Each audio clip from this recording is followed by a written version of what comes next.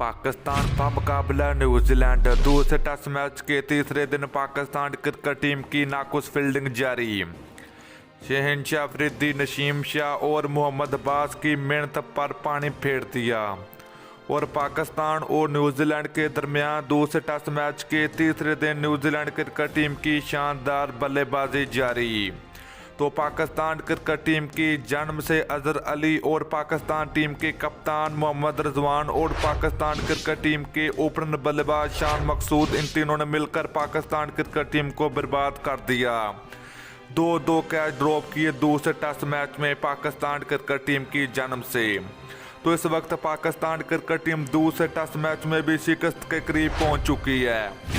New Zealand cricket team की दूसरे test match के तीसरे दिन 500 के करीब रन बनाने में कामयाब हो चुकी है।